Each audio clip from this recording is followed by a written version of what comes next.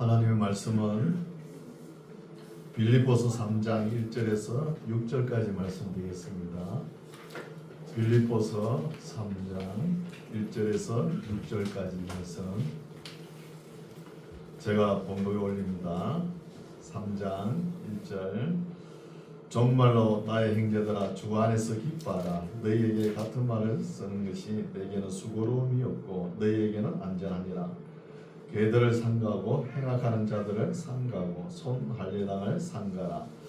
하나님의 성령으로 봉사하며 그리스도 예수로 자랑하고 육체를 신뢰하지 아니하는 우리가 곧 할례당이라.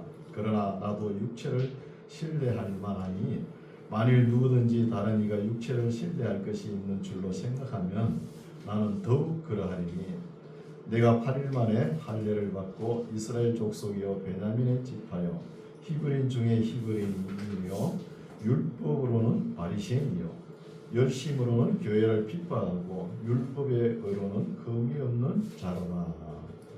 아멘. 할렐루야. 반갑습니다. 새해 복 많이 받으세요.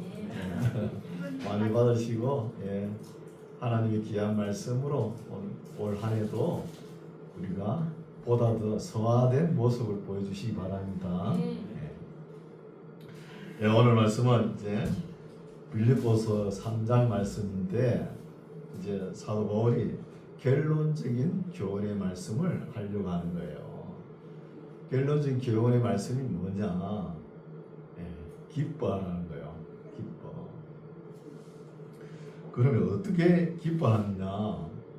기뻐하는 것은 3장 1절에 정말로 하면서 이야기하죠. 정말로 나의 형제들아 주 안에서 기뻐하라는 거예요. 신약 성경에는 특히 바울 서신서에 보면은 주 안에서라는 말이 많이 나옵니다. 주 안에서. 헬라어로 말하면 엔 크리스토스라 그러거든요. 영어로 말하면 인 크리스토스라 해요. 엔 안에 있다는 거예요. 안에 있는 거예요. 밖에 있는 것이 아니고. 그래서 우리 주 안에 있다는 것이 무슨 말씀이냐 하면 요한복음서에 보면은 예수님께서 내가 아버지의 계명을 지켜 아버지의 사랑 안에 거하는 같이 너희도 내 계명을 지켜 내 안에 거하라는 말씀이 있어요. 그래서 주 안에 거하는 것이 하나님의 계명을 지키는 거예요. 계명을. 그러면 주님의 계명이 뭐예요? 하나님 사랑, 이웃 사랑이잖아요. 하나님 사랑, 이웃 사랑. 우리가 예수님을 만나 볼 수는 없지요. 없지만 하나님을 사랑하고 이웃을 사랑함으로 하나님께서 우리 안에 거하시고 우리가 하나님 안에 거한다는 겁니다. 이 말씀이죠. 그래서 정말로 나의 형제들아 주 안에서 계명을 지키면서 어떻게 하라고요? 기뻐하라는 거예요. 기뻐하는 것이죠. 그래서 계명을 지키고 선을 행하는 가운데 기뻐하는 것입니다. 중요하죠. 기뻐하라. 너희에게 같은 말을 쓰는 것이 내게는 수고로움이 없고 너희에게는 안전하다. 우리가 데살로니가에서 바울이 편지 쓰면서 항상 기뻐하라. 그죠? 쉬지 말고 기도하라. 항상 선을 쫓아라. 범사에 감사하라. 이런 말씀이 있잖아요. 기뻐해야 되는 거예요. 또 바울이 너희에게 같은 말을 하는 것이 내게는 수고로움이 없고 너희에게는 안전하다. 이렇게 말씀하시죠. 우리가 어떤 말을 들을 때 한 번 딱 듣고 우리가 우리 마음속에 새기고 실천하면은 교육이 필요 없겠죠. 근데 한 번 듣고 모릅니다. 머리 좋은 사람은 한 3번 들으면은 그 이해하고 실천할 거예요. 또 말씀에는 행동으로 우리가 행할 것을 말씀하시면은 우리가 실천해봐야 되는 거예요. 실천해봐야 완전히 우리가 알 수 있는 거예요. 그 말씀을. 그래서 보통 사람들은 한 10번 들어야 됩니다. 계속 들어봐야 되는 거예요. 한 번 들어보면은 한 90%는 기억이 안 남습니다. 그래도 한 두 번 들으면은 한 50%, 60% 기억이 남거든요. 세 번 들으면은 한 90% 남아요. 그게 그치면 안 됩니다. 한 달이나 한 3개월 후에 다시 봐야 되고요. 다시 읽어보면 그럼 4번 정도 봐야 우리가 기억할 수 있는 거예요. 하나님 말씀도. 그래서 바울이 너희에게는 같은 말을 쓰는 것이 내게는 수고로움이 없고 너희에게는 안전하다는 거예요. 저도 설교하다 보면 같은 말을 계속 하죠. 제가 뭐 다른 말 할 줄 몰라 같은 말 하는 거 아니에요. 그걸 계속 들어야 교육이 되는 거예요. 교육은 반복입니다. 반복. 2절 개들을 삼가고 이러죠. 개들. 여기 바울이 개에 대해서 이야기하죠. 베드로도 개에 대해서 이야기합니다. 왜 개에 대해서 이야기할까요? 이 개는 토한 것을 먹습니다. 그러니까 과거에 잘못된 일이 계속 되풀이하는 거예요. 되풀이하면 교육이 안 되잖아요. 교육이. 그러니까 개들을 삼가하는 거예요. 우리 예수님께서도 진주를 돼지에게 던지지 말지며 거룩한 것을 개에게 주지 말지니라 이렇게 말씀하시죠. 그래서 개들을 삼가고 행악하는 자들을 삼가고 손할례당을 삼가라는 거예요. 그래서 손할례당이라 이렇게 또 번역을 했는데 손인지 발인지 뭐 구분이 잘 안 가죠. 그 뜻은 뭐냐 하면은 그릇된 할례당이라는 거예요. 그릇된 할례당. 그릇된 할례당을 삼가라. 그러면은 진짜 할례당은 무엇이냐? 3절에 나왔죠. 하나님의 성령으로 봉사하며 그리스도 예수로 자랑하고 육체를 신뢰하지 아니하는 우리가 곧 할례당이에요. 육체를 신뢰하지 않는 이것이 진짜 할례받은 겁니다. 할례당이라는 거예요. 우리 육체를 죽여가면서 사는 것이 진짜 할례라는 겁니다. 남자 생식기를 뱀이 그게 할례가 아니고. 4절 그러나 나도 육체를 신뢰할 만하니 육적으로는 바울만한 사람이 어디 있습니까? 외적으로 보면 만일 누구든지 다른 이가 육체를 신뢰할 것이 있는 줄로 생각하면 나는 더욱 그러하리니 내가 8일 만에 할례를 받고 정상적인 율법대로 살았다는 것이죠. 할례를 받았으니까 바울이 할례를 받고 이스라엘 족속이요 또 베냐민의 지파라는 거예요. 야곱의 부인이 아내가 4명이죠. 비라와 실바는 몸종이잖아요. 그리고 레아와 라헬은 정식으로 결혼한 부인이죠. 그럼 바울은 이 라헬의 구성, 그죠? 라헬의 몸에서 난 베냐민 지파라는 거예요. 베냐민 지파는 또 히브리인 중에 히브리인이죠.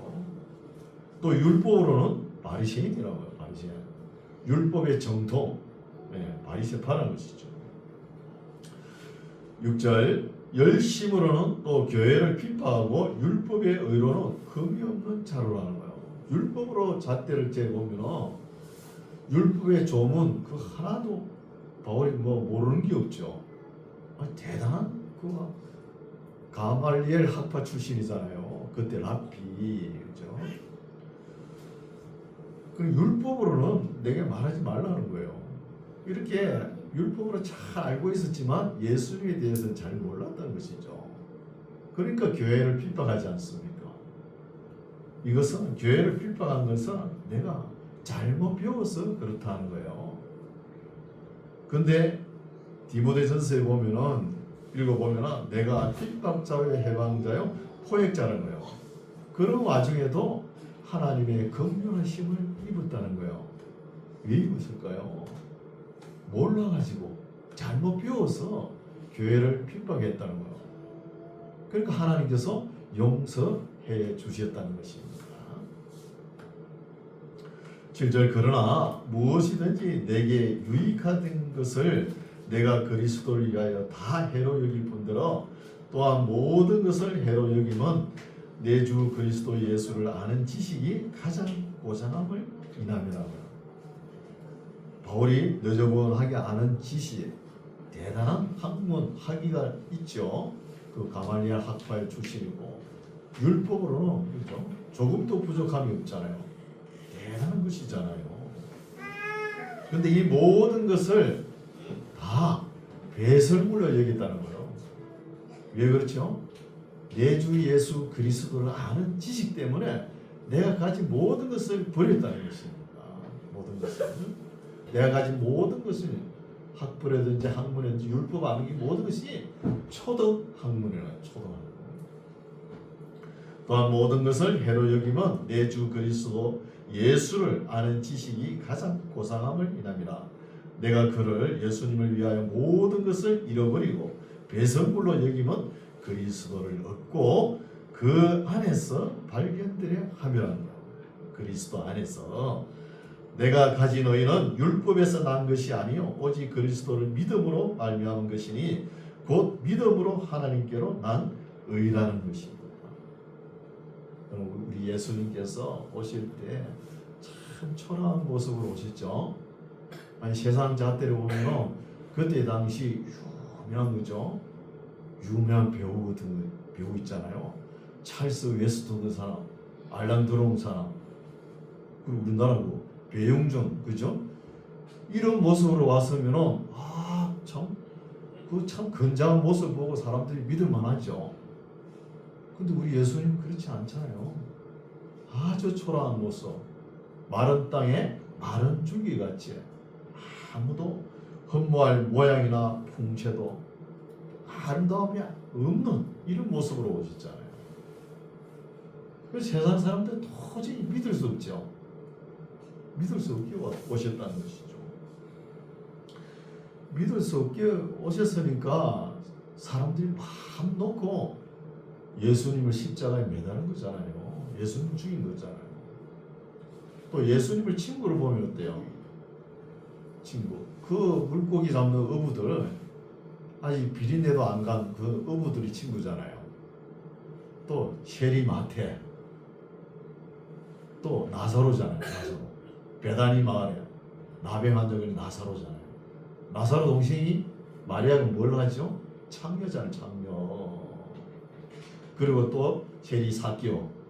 친구가 주로 사기오고 또 셰리 마테고 나사로라는 거예요.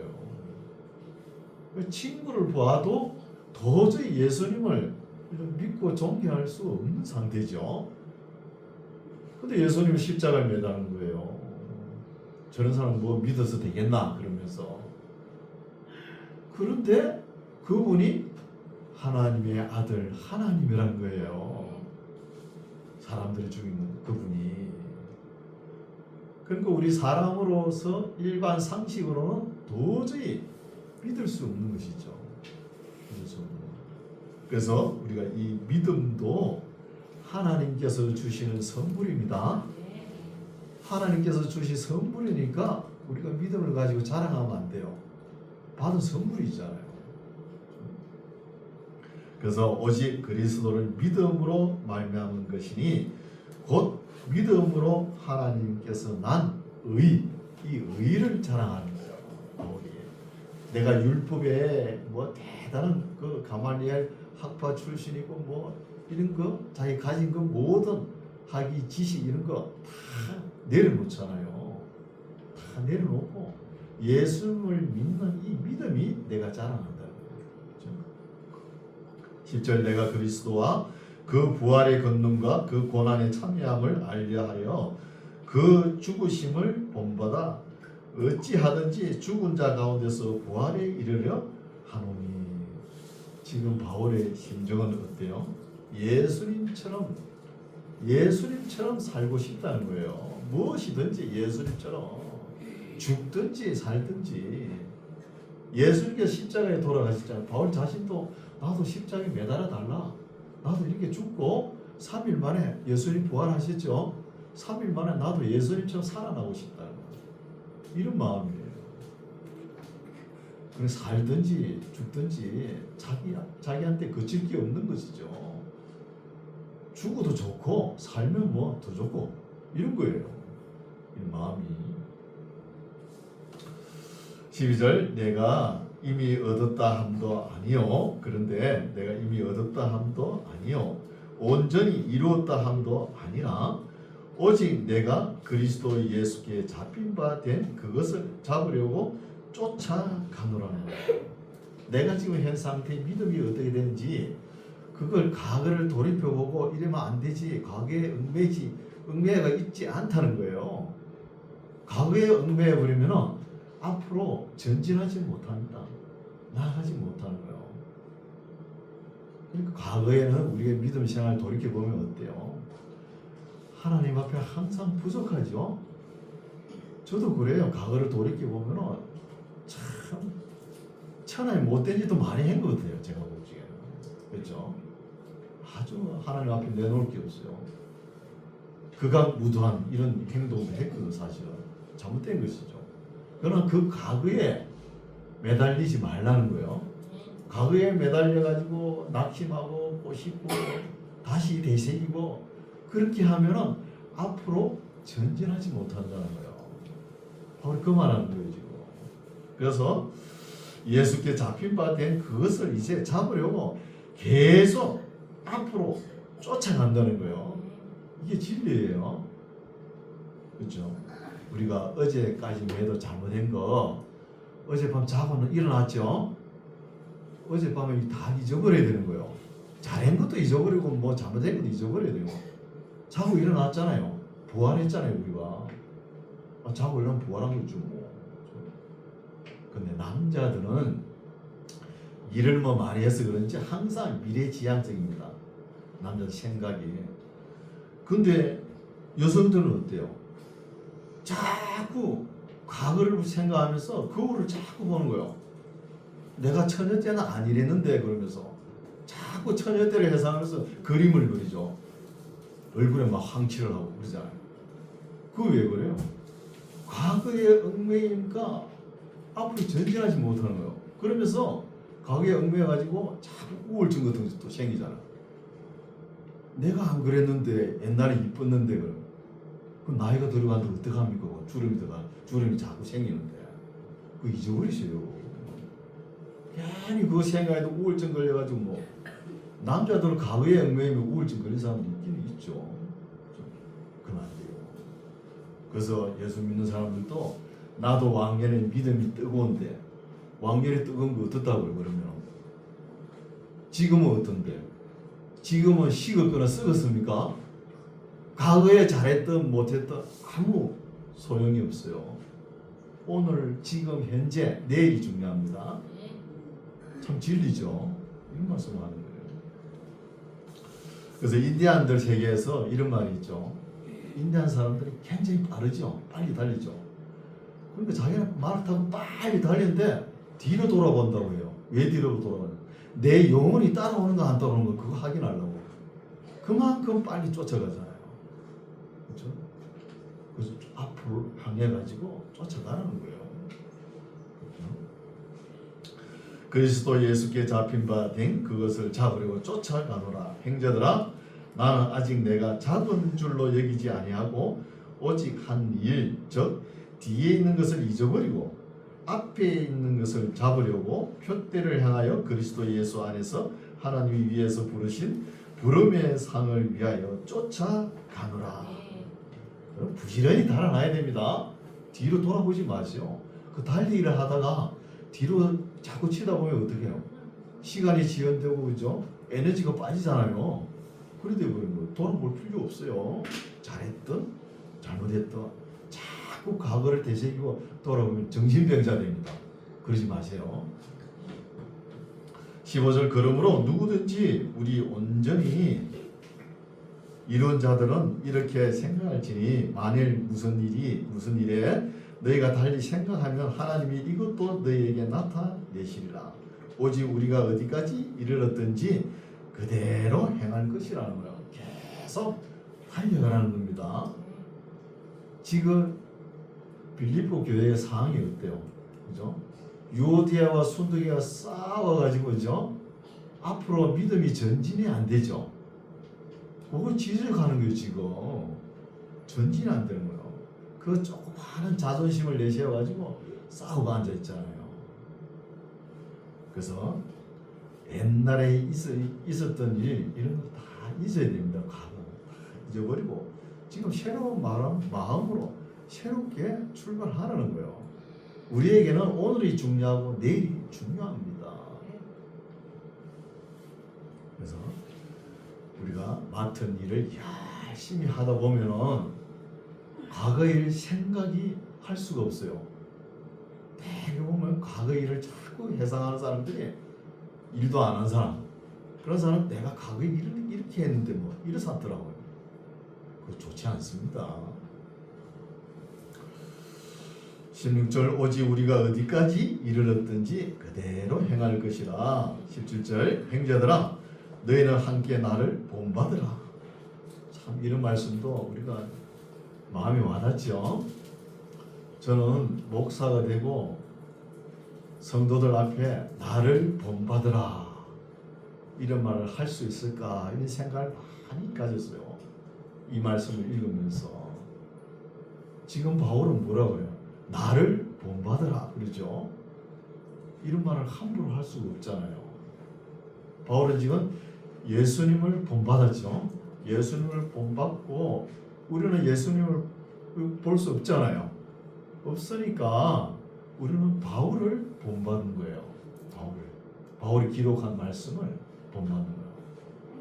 그럼 교회 나오면 장로님, 권사님들 있죠. 그렇죠? 믿음의 본을 보이잖아요. 그러니까 장로님, 권사님은 본받으는 거예요. 장로님, 권사님들이 자기 의견만 주장하고 양무리에 본이 되지 않는다 그러면 새로 나온 교인들이 어떻게 뭘 본받을 것입니까? 먼저 믿는 사람들이 본이 되게끔 보이라는 거예요. 그 말이거든요. 그 말인데 어렵게 해놨어요. 읽어볼게요.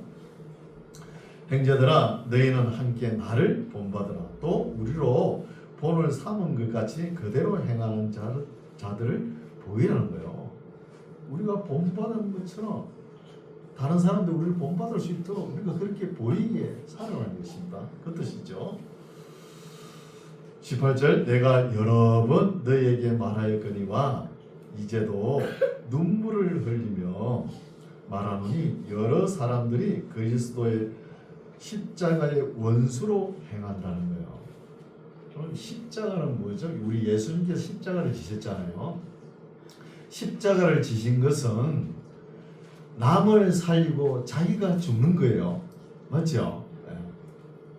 그런데 십자가의 원수가 된다면 자기만 살고 남을 죽인다는 거잖아요. 지금 어때요?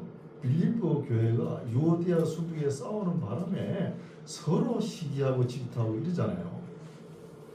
그래서 우리가 삶이 십자가의 원수가 되면 안 된다는 겁니다. 십자가의 원수가 되면 그냥 미워하지 말라는 거예요. 십자가의 원수는 살인미수입니다. 살인미수. 창세기에 가인과 아벨이 그죠? 가인이 아벨을 때려 죽이잖아요. 그 죽일 때 죽음이라는 건 뭐 알았어요? 몰랐어요. 그냥 아벨이 미운 마음으로 그냥 어떻게 하다 보니까 죽은 거예요. 그렇잖아요. 그때 죽음이 나오는 거예요. 그래서 미워하는 거, 남을 자기 자존심 때문에 저 사람 때문에 나 교회 못 나와. 꼴보기 싫어. 교회 나오면서 눈치만 주고 막 서로 막 싸우려고 이렇게 행동하는 것은 우리 예수님께서 십자가 지신 그 십자가의 원수라는 거예요. 원수 같은 행동하는 것이죠. 살인 미수가 되는 거예요. 미움도. 19절 저희 마침은 멸망이요. 이렇게 십자가의 원수처럼 행동하는 사람들 저희의 마침은 멸망이요. 저희의 신은 배라는 거. 배가 뭐 자기 욕심으로 가득 찼다는 거. 자기 배만 불리는 거. 배요. 그 영광은 저희의 부끄러움이 있고 땅의 일을 생각하는 자라. 땅만 쳐다보는 거. 하늘을 쳐다보지 못하고 오직 우리의 시민권은 하늘에 있습니다. 하늘에 있는 자라. 거기로서 구원하는 자 곧 주 예수 그리스도를 기다리노니 그가 예수님이 만물을 자기에게 복종케 하실 수 있는 자의 역사로 우리의 낮은 몸을 자기의 영광의 몸의 행체와 같이 병케 하시리라는 거예요. 우리 예수님께서. 그럼 우리는 어떻게 해야 되죠? 이 땅에서 사는 동안 우리의 지체를 죽여야 됩니다.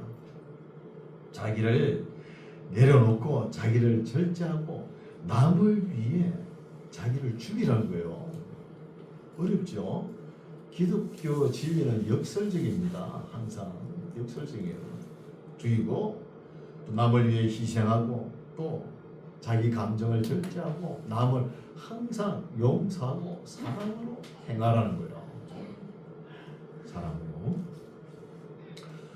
4장입니다. 이제 그러므로 이제 앞에 쭉 이야기했죠. 1장부터 3장까지 이렇게 하는 것이 좋은 일이다. 저렇게 하는 게 좋은 일이다. 이렇게 이런 일 좋은 일 쭉 이야기해 왔잖아요. 이렇게 해온 것이 4장에 이제 이야기하려는 거예요. 그러므로 하면서 최고의 결론적인 말씀을 이야기했죠. 그러므로 나의 사랑하고 사모하는 형제들아 하면서 바울의 의조가 상당히 부드럽죠. 네, 부드럽게 이야기합니다. 형제들아 나의 기쁨이요 멸류가 아닌 사랑하는 자들아 이와 같이 주 안에 서라는 거예요. 주 밖에 있는 사람들이 뭐예요? 십자가, 그리스도 십자가의 원수로 있는 사람들이잖아요. 이런 사람들을 주 밖에 있지 말고 주 안으로 들어와서 서라는 거예요. 서서 2절에 바울이 이 말을 꼭 하고 싶은 거죠. 2절 말씀 내가 유오디아를 권하고 순두개를 권하노니 주 안에서 같은 마음을 품으라는 거예요. 건면하고 책망하는 말씀이죠. 여러분 누굴 책망할 때 이렇게 간단하게 이야기해야 됩니다. 책망을 갖다가 느슨하게 하면 책망받는 사람들이 오히려 어거질 수 있어요. 기분 나쁘다 그러면서. 이게 바울의 말솜씨죠. 바울의 말솜씨입니다. 간단하게 이야기했죠. 여기 유오디아의 뜻은 좋은 여행의 항수라는 뜻이에요. 그리고 순두개는 우연이라는 뜻입니다. 그 이름이 어떻게 우연이가 됐는지 그죠? 알지 못하겠습니다. 그래서 어떤 학자는 이 바울이 유오디아를 먼저 앞세운 것도 아마 또 싸울까봐 여자들은 이런 마음이 있잖아요, 그죠? 이런 마음이 있어요. 그래서 헬라어로 보면 알파벳 순서를 보면은 입실론이 먼저 나오거든요. 순두개는 시그마거든요. 그래서 유오디아를 앞세우고 순두개를 뒤에 이렇게 나열했다는 거예요. 그 말도 맞는 것 같죠, 그죠? 바울이 그렇게 생각했는지 모르지만, 그래서 내가 유오디아를 권하고 순두개를 권하노니 주 안에서 같은 마음을 품으라는 거예요. 중요하죠. 같은 마음, 같은 뜻이 돼야 아웅다웅 싸우지 않잖아요. 괜히 자존심 내세우고 그렇지 않을까? 3절 또 참으로 나와 멍에를 같이 한 자 너게 구하노니 복음에 나와 함께 힘쓰던 저 부녀들을 돕고. 이때 부녀는 아마 바울이 빌립보 교회를 개척하고 데살로니가 교회, 고린도 교회를 개척할 때 항상 뒤에서 후원하는 사람 있죠.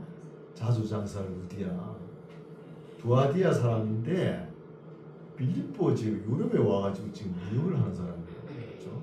자주 물감 드는 사람.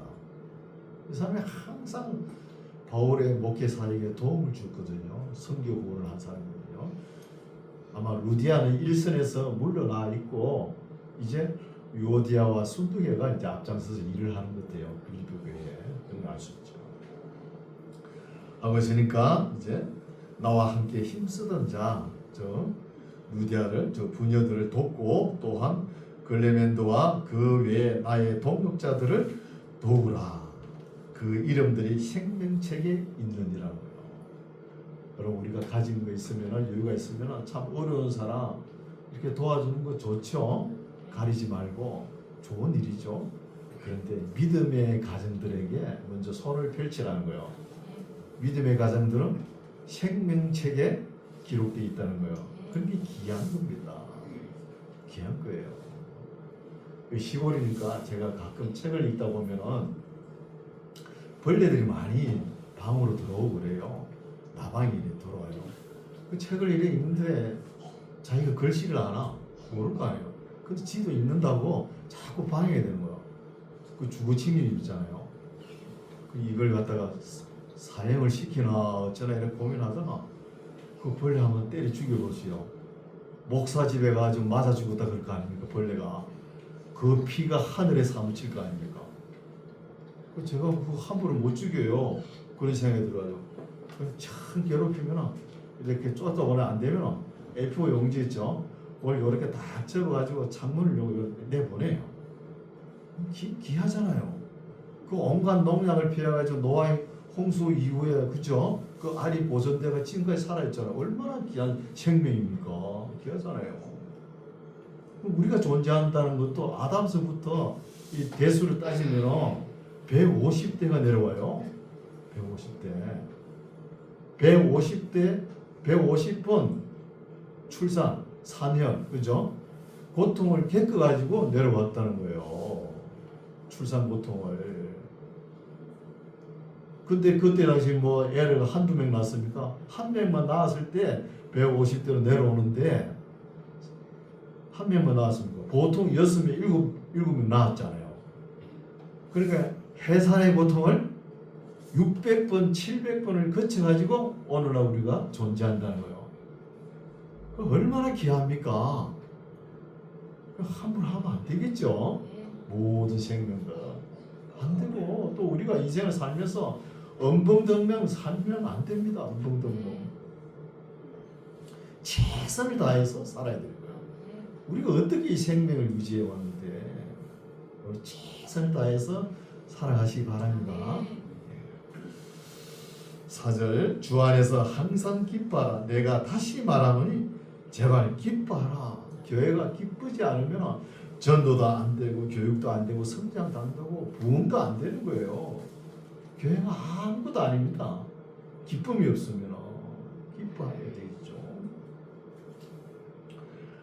남을 여유가 있을 때 남을 도와주고 기뻐해야 돼요. 그리고 룻기서에 보면 보아스가 있죠. 보아스 나오죠. 보아스가 그 룻이 참 어렵잖아요. 환경이 어려우니까 그 이삭을 갖다가 그 일하는 사람들이 뽑아가지고 일부러 흘리라 그러잖아요. 흘리면 많이 죽게끔 하잖아요. 그렇게 좋은 일을 하고 나서 노젓가리 밑에 누우니까 잠이 달게 온다는 거예요. 여러분 낮에 손을 베풀 수 있으면 베푸고 이렇게 남을 도와주고 잠을 청해보시오. 그 잠이 달게 옵니다. 잠이. 후회하지 않죠. 5절 너희 간용을 모든 사람에게 알게 하라. 주께서 가까우시니라. 이 간용도 중요하죠. 간용 참 중요합니다. 어떤 사람 보면 완벽주의가 있죠. 아주 완벽주의 있어요. 이런 사람들은 옷에 먼지를 하나 묻어보시오. 손으로 다들 들고 그러죠. 좀 감대할 필요가 있습니다. 어떤 사람 뭐 바지 그 주름이 뭐 구겨질까봐 앉지를 않는데요. 사실 저도 상당히 까칠한 사람이에요. 그럼 이 찌진 같은 거 붙여놓은 거 있잖아요. 붙인 게 그거 네모 반듯하지 않으면 안 먹었어요. 옆에 잘라놓은 세모짜리 그런 거 안 먹었어요. 안 먹었다니까요.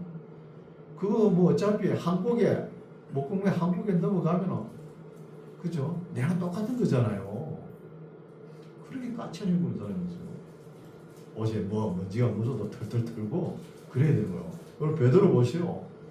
뭐 실수하기 바빠가지고 뒤는 절대로 안 돌아보죠. 어떤 실수를 많이 했습니까? 많이 했잖아요. 안 돌아보죠. 앞으로 나아가기 바쁜데 뭐. 그 예수님도 베드로 보고 그렇게 책망한 게 없어요. 하나님도 그런 사람 좋아해요. 그 뒤에 가위에 얽매여가지고 대시고 꼬시고 그런 사람은 안 좋아해요. 그래서 성격이 덜덜한 사람, 이런 사람도 실수는 뭐 할 수 있죠. 뭐 그래서 안희숙 여사가 쓴 책 있죠. 그럴 수 있지. 읽어보셨나요? 사람이 그럴 수 있나? 사람이 돼가지고 그럴 수 있나? 그럴 수 있습니다. 아니 사람이 하나님을 십자가에 매달잖아요. 그럴 수 있는 거예요. 그럴 수 있습니다. 그래서 간종을 베풀 줄 알아요. 간대하게. 긍휼 없이 사는 사람은 긍휼 없는 심판을 기다린다 그러잖아요. 긍휼 없는 심판이 있는 거예요. 6절 아무것도 염려하지 말고 오직 모든 일에 기도와 간구로 너희 구할 것을 감사함으로 하나님께 아뢰라. 우리 인생을 살아가다 보면 염려, 근심, 걱정 있죠. 없을 수가 없죠. 이거 바꾸세요. 뭘로 바꿔요? 기도와 간구로 바꿔버리세요. 바꿔버리고 하나님께 맡겨버리세요. 맡겨버리면 돼요. 잊어버리세요. 또. 그래요? 그렇게 하세요. 우리가 어차피 염려해봤자 우리 머리카락 하나도 우리가 끊게 하지 못하잖아요. 염려 안 되는 거예요. 하나님께 맡깁시다. 500년 전에 마르틴 루터라는 사람이 있었죠. 이 사람이 로만 카톨릭이 너무나 잘못된 점이 많아가지고 95개 조항을 이렇게 적어가지고 비텐베르크 대학에 대자보를 붙인 거예요. 그걸 붙인 이유는 내가 뭐 종교 개혁을 하겠다고 붙인 게 아니에요. 루터가. 이거는 아마 카톨릭에서 논의할 여지가 있다 이렇게 그 합교에 붙여놓은 것인데 그것이 유럽에 잠자던 영혼들을 다 끼워가지고 루터가 종교개혁에 앞장서게 되잖아요. 그 거대한 로마 카톨릭을 대항해가지고 어떻게 싸울 수 있습니까? 얼마나 힘들겠습니까? 거기에 답변하기 위해서 변정서를 기록하는데 뒤에서 마귀가 그렇게 속삭이는 거예요. 유혹하면서 얼마나 화가 났든지 임금변을 갖다 확 치고 던지고 뒤로 돌아버려서 그런 이야기도 있거든요. 얼마나 화가 그러면서 화가 나는데 너무 힘드니까 하나님 이 교회가 하나님 겁니까? 제 겁니까? 하나님 거 맞죠? 나 누구 잘납니다. 그러면서 벌렁 누우자는 거예요. 하나님께 맡기는 거죠. 맡기세요. 7절 그리하면 이렇게 하나님께 맡기면 기도와 간구로 너희 구할 것을 감사함으로 하나님께 맡기면 그리하면 모든 문제가 해결된다. 안 됩니다. 해결되는 수도 있고 안 되는 수도 있는 거예요. 그리하면 모든 지략에 뛰어난 하나님의 평강이 그리스도 예수 안에서 너희 마음과 생각을 지키시라. 이게 중요하죠. 우리 인생사 모든 문제가 어디서 출발한 거예요? 마음에서 출발한 거예요. 마음에서 생각이 출발해서 생각이 행동을 낳잖아요. 그럼 교통사고가 어떻게 나옵니까? 신호를 지키고 멈출 때 멈추고 속도를 낼 때 내고 그러면은 교통사고 한 건도 안 나죠. 교통사고 나기 전에 이미 마음의 고장이 일어났다는 거예요. 신호를 어기고 빨리 가야 되겠다 이런 마음. 그게 중요하죠. 그것 때문에 고장이 난 거예요. 그래서 교통사고가 나는 거예요. 그리고 우리가 항상 기도할 제목이죠. 어떤 기도죠? 우리의 마음과 생각을 지켜주시옵소서. 이런 기도가 필요한 거예요. 8절 정말로 아까 3장에서 정말로 했는데 또 정말로 그러죠. 형제들아 무엇이든지 참되며 무엇이든지 경건하며 무엇이든지 옳으며 무엇이든지 정결하며 무엇이든지 사랑할 만하며 무엇이든지 친절할 만하며 무슨 덕이 있든지 무슨 기림이 있든지 이것들을 생각하라. 온갖 아름다운 것으로 생각하라는 거예요. 9절 너희는 내게 배우고 받고 듣고 본 바를 행하라. 그리하면 평강의 하나님이 너희와 함께 계시리라. 하나님이 우리와 함께 하신다고 우리의 어려움이 없는 것이 아닙니다. 그럼 바울과 하나님께서 늘 함께 하시려 안 하시려? 함께 하지만 바울이 그렇게 어려움을 당했잖아요. 신약 성경 중에서 제일 어려움을 많이 당한 사람이에요. 그렇다고 바울이 믿음이 그죠? 나태해지거나 그러지 않잖아요. 양심이 파괴되거나 그러지 않았잖아요. 10절 내가 주 안에서 기뻐함은 너희가 나를 생각하던 것이 이제 다시 싹이 나미니 너희가 또한 이를 위하여 생각은 하였으나 기회가 없느냐. 10절부터는 공적인 이야기는 9절까지 끝이 났죠. 끝이 나고 10절부터는 사적인 이야기입니다. 이 이야기가 뭐냐면은 바울이 어딜 가서 선교해도 빌립보 교회가 도와줬죠. 도와주다가 지금 유오디아와 순두기가 싸우는 바람에 그 선교가 한동안 뜸했죠. 뜸했잖아요. 싸우는 바람에 뜸했는데 그 교역자 에바브로 디도가 주선해가지고 이렇게 위헌금을 모아왔는지 모르지만 지금 바울 선생님께서 로마 1차 감옥에 투옥됐는데 그 얼마나 힘들겠냐 하면서 우리가 이래 싸우고 있으면 안 되겠지 이런 마음을 가져가지고 의연금을 가져온 거예요. 바울에게. 그런 거 읽고 왔잖아요. 거기에 대해서 감사한다는 것입니다. 바울이. 그런 뜻이죠. 11절 내가 궁표함으로 말하는 것이 아니라 어떠한 행편이든지 내가 자족하기를 배웠노니 내가 비천에 처할 줄도 알고 풍부에 처할 줄도 알아 모든 일에 배부르며 배고픔과 풍부와 궁핍에도 일체의 비결을 배웠노라. 바울은 젊었을 때부터 어렸을 때부터 빈부에 처할 수도 알고 그죠? 비천에 처할 줄도 알고 풍부에 처할 줄 아는 것을 배웠다는 거예요. 이걸 배우지 않는 사람들은 어때요? 참 쉽지 않죠. 여러분 다 비천에 처할 줄 알고 풍부에 처할 줄도 아는 이런 삶을 살아가시기 바랍니다. 그렇죠? 근데 이것을 모르고 항상 부족함 없이 부자로 살다 갑자기 쪽방 신세를 이렇게 당한 사람들은 그 어려움이 어떻게 당하는지 감당을 못해요. 그러지 말라는 것이죠. 지금. 그래서 바울은 내가 비천에 처할 줄도 알았고 또 지금은 여유가 있어서 풍부에 처할 줄도 알아 모든 일에 배부르며 배고픔과 풍부와 궁핍에도 일체의 비결을 배웠기 때문에 13절이 나오죠. 내게 능력 주신 자 안에서 내가 모든 것을 할 수 있느니라는 거예요. 배웠기 때문에 뭘 배웠죠? 비천에 처할 줄도 알고 풍부에 처할 줄도 아는 일체의 비결을 배웠기 때문에 내게 능력 주신 자 안에서 내가 모든 것을 할 수 있다는 거예요. 앞에 12절 싹 빼고 대개 보면 뭐만 가지고 그래요? 내게 능력 주신 자 안에서 내가 모든 것을 할 수 있느니라. 목사님들 설교를 많이 하죠. 이거는 자기 의지를 그죠? 암시를 해가지고 이렇게 이끌어가는 밖에 안 돼요.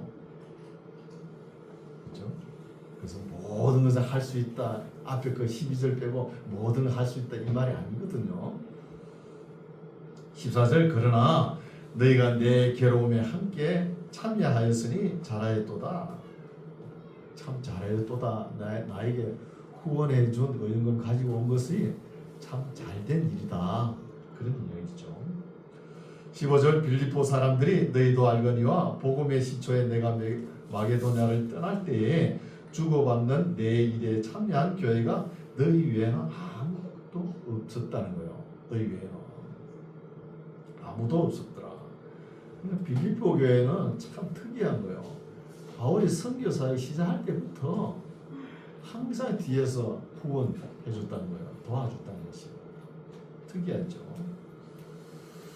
16절 데살로니가에 있을 때에도 너희가 한 번, 두 번 나의 쓸 것을 보내도다. 데살로니가 지역은 빌립보에서 상당 거리입니다.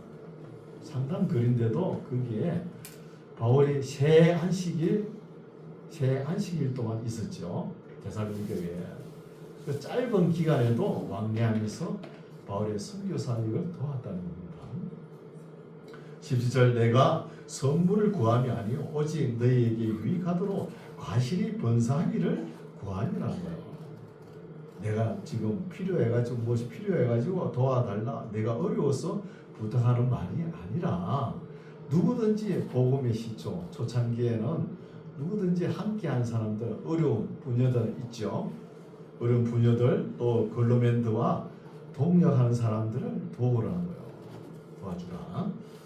이 도와주는 것이 너희에게 유익하도록 과실이 번성하기 위하여인 것이라는 거예요.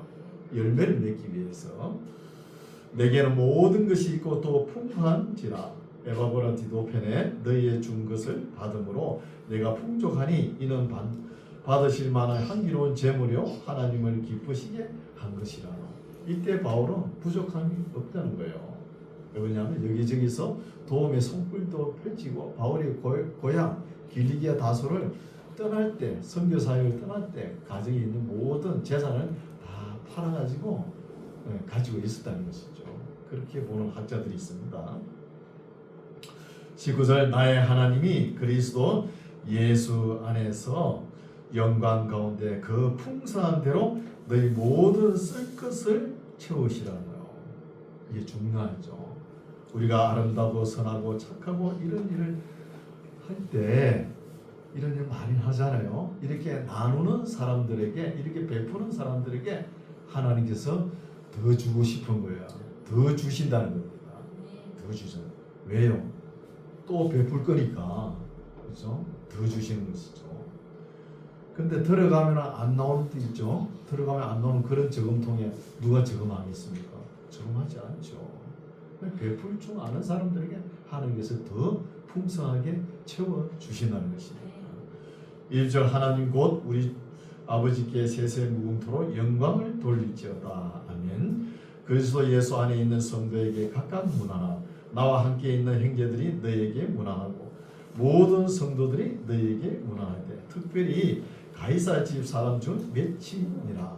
그 당시에 바울이 감옥에 있으면서도 가이사 로마 사람들을 전도해가지고 몇 사람이 믿었던데요. 그 사람들도 너에게 인사를 한다는 거예요. 23절 주 예수 그리스도의 은혜가 너희 심령에 있을지어다 하고 이제 빌립보서를 마칩니다. 그래서 우리가 결론적인 교훈이 뭐죠? 교회에서 싸우지 말라는 거예요. 우리 교회는 절대 안 싸우죠. 네, 그렇죠. 안 싸우니까 착한 교회입니다. 그렇죠. 여러분 그리스도인은 싸움하려면 잘하죠. 기도하고 싸우고 뭐 금식하고 싸우고 처리하고 싸우고 뭐 그죠. 능력받아 싸우고 잘하잖아요. 잘하지만 싸우지 말라는 거예요. 그렇죠. 싸우지 말고 교회가 혼란이 일어나잖아요. 싸우지 말고 사랑하고 간용을 베풀고 나누고 또 베풀고 누구한테 생명책에 있는 사람들이 나누면서 베풀고 사랑하면서 살아가는 거예요. 이게 진리입니다. 주님 오실 때까지 우리의 믿음 생활이 이렇게 베풀고 사랑하면서 살아가는 저 여러분 되시기 바랍니다. 기도하겠습니다. 하나님 아버지 감사합니다. 빌립보 성도들에게 보내진 아름다운 편지를 읽으면서 여러 가지를 생각하고 배우고 깨닫게 됩니다. 우리가 배우고 깨닫는 것을 우리 마음에 새기고 실천하여 살게 도와 주옵소서. 궁핍에 처할 줄도 알고 풍부에 처할 줄도 알아서 삶의 비결을 다 배워서 능력 주시는 우리 주 예수 그리스도 안에서 모든 일을 잘 감당할 수 있는 능력과 실력 있는 하나님의 사람들 되게 하여 주시옵소서. 예수님 이름으로 기도드립니다. 아멘.